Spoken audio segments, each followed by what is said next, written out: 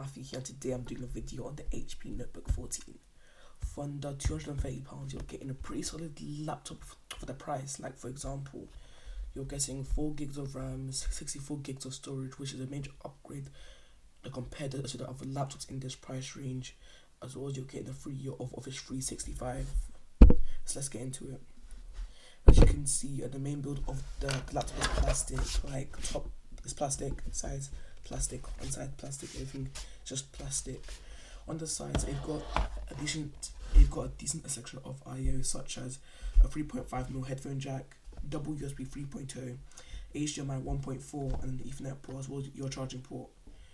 The charging port is shared with many other HP systems, so if you have an HP, your charger may work on this, but standard it comes with a 45-watt charger. On the other side, you've got here a USB 2.0 port, as well as a full-size SD card that is very uncommon on systems in this price range, as well as the Kensington lock over here. I'll set this all up and I'll bring you guys back here. Okay guys, I'm back. I've set it all up and here we are on the desktop. Okay, the internal specs we have here, this is running Windows 10 64-bit edition, but when you buy it will come with Windows 10 S, so that means that you can't get external executable apps. So I've set this to go back to Windows 10 Home and the specs. So you're getting a dual-core 1.1 GHz Intel Celeron M4000 that can burst up to I think 2.2 GHz. You're getting 4 gigs of LPDDR3 RAM, 64 gigs of eMMC flash storage, as well as a 14.1-inch 1366 by 768 HD screen. It's a sub 720p panel, but it'll get the job done for normal things like word editing. This thing is not made for photo and video editing, but it can do some light work in things like on Graphic Designer.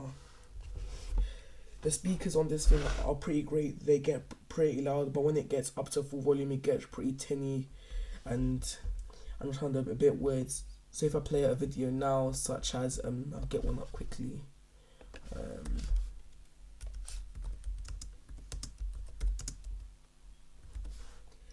This also brings me onto the keyboard.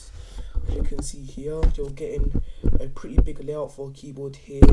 It takes a while to get used to the how spaced out the keys are, but soon I'm sure you'll be back to your normal typing speed. With the 4 gigs of RAM, it helps to run things like Chrome pretty well, due to it being a memory hog.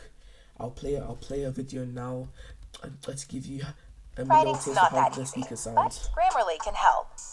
This sentence is grammatically correct, but it's wordy.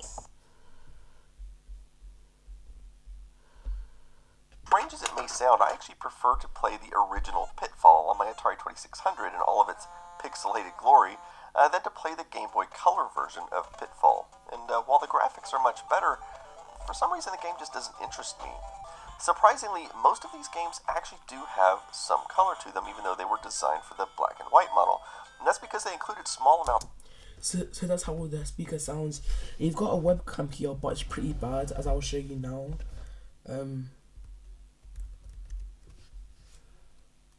Sorry, I can't spell. I'm sorry about that.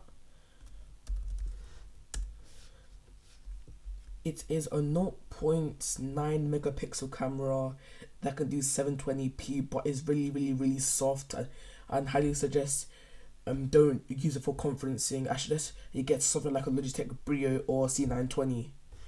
But if you're doing a quick Skype call or video chat on Facebook Messenger, then it's perfectly fine for that stuff. So yeah.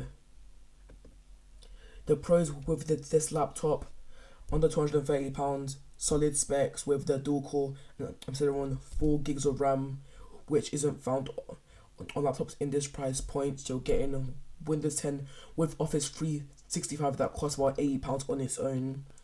The bad news is that the camera is okay, but one of the biggest issues this thing has is that it's got no USB Type-C here.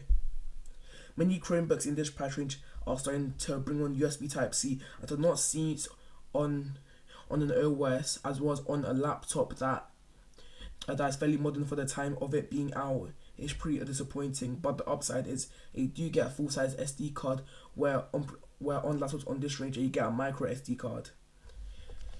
It's pretty great overall. It's great for the cash. Like, say if you're getting your first laptop, it's great for schoolwork, office work, Google Docs, that stuff. And I highly recommend not doing any heavy intensive tasks on it. It can run things like mobile games like Asphalt 9, Minecraft, those things pretty well, but don't get into things too intense like Rocket League. If you want a better upgrade, I would suggest scouring eBay for a Lenovo ThinkPad T440p. It's a 14-inch screen as well, I'm pretty sure. As well, it's got the RAM, storage, and processor is upgradable due to being a P model, as well as a person has been able to put on a much better screen by doing some modifications that I will link down below.